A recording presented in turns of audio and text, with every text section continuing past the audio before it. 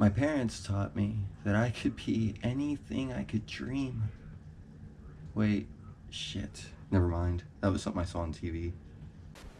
I am a thief, stealing glances when you're preoccupied. When our lips meet, I take the air from both your lungs and don't stop until I've had my fill. While you sleep, I rifle through your thoughts, saving the choice ones for myself while leaving you with those which will only turn cancerous. I will pillage and plunder everything you hold dear. Your heart, that beautiful smile, the light behind your eyes, your talent, wit, even your precious words will be ripped away. And when it's over, the only way you'll notice I was even there at all is by the absence of those things you lost and a single cigarette still burning in the ashtray. As a boy, I was told that rainbows were a promise from God that there would never be another great flood. In school, I learned they were simply light refracted into a visual spectrum. I always wondered where I lost my faith. Now I think I left pieces in textbooks which I turned in at the end of the school year. Growing up in rural Texas, my remaining shreds of faith were left in the pews of those places where a fast-talking preacher spewed the glories of his prosperity gospel and how it's up to us to reach down deep and tithe the Lord. The congregation dressed in their tattered Sunday best, growling stomachs heard over hymns, the notes passing from the hands of the meek to a plate collected by a hand which wrist is festooned with a watch worth more than they could make in a lifetime. Careful who you so blindly serve, lest you get bitten by a serpent. Hey,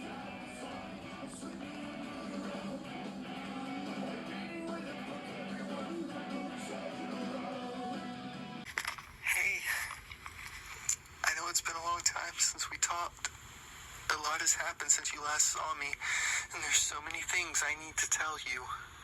But time is running out. The darkness is getting closer. I can feel it in here with me now. It's got in my head and poisons my thoughts. Wait. Can you hear the voices? No, of course you can't. I'm not making much sense lately, and I must seem crazy. This isn't how I wanted you to remember me. I miss you, but maybe it's best you got out when you did. At night when I'm up fighting, it's the memories of you which helped to get me through. Do you remember that day we got into the car, bought snacks, and went to all those playgrounds? I can hear your laugh while you gained speed on the swing set, and the weight of your hand in mine as we drove with the windows down and the radio up. Or when we went to the mall and, oh Christ, the walls are moving again. I don't know how else to reach out to you. You won't take my calls. I'm sorry.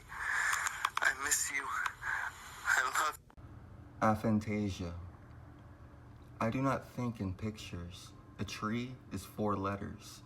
In my head, it's all so much words. When I close my eyes, the only thing I can see is a cold, empty black. But when I smoke and throw on some music, images bleed through, and it's all I can do to capture it before it fades away.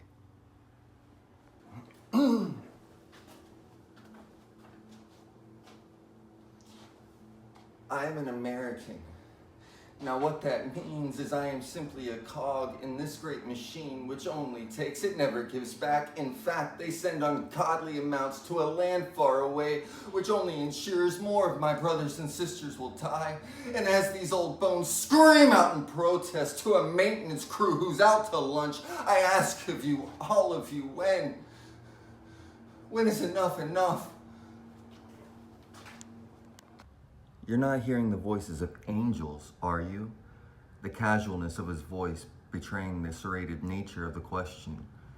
No, my defenses falter, but for a second, and I pray he doesn't notice. Of course not. I'm 90% sure you're not bipolar, the doctor said to me whilst filling out my discharge papers. It would have been the other way around had I not lied from betwixt my teeth, and I'd still find myself wanting for release. Fuck you.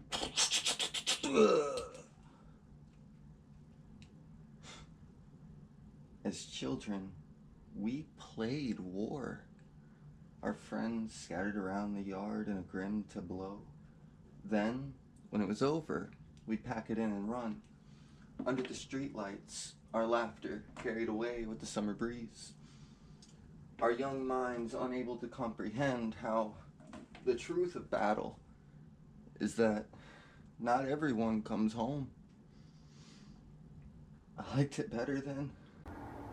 There is something I would like to clarify. Whenever I speak of battling demons, I'm speaking metaphorically. Also sometimes literally. Don't you see it? It's right there. Everything is designed to pit us against each other. I like to think at our cores, we have more in common than not. So how about instead, we give love and teamwork a shot? See where it takes us. While I claim to be a writer, this is a misnomer. I'm really a professional vagabond with a broken messiah complex.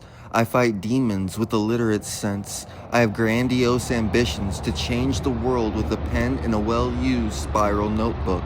I'm on a lighthouse sending out a beacon of hope across the dark and infinite abyss with its frigid waters.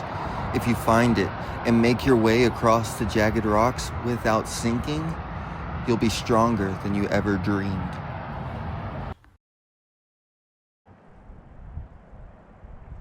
All I ever really wanted was a chance to be heard. Did it come? Have I missed it? Will I end up being a has-been or a never was?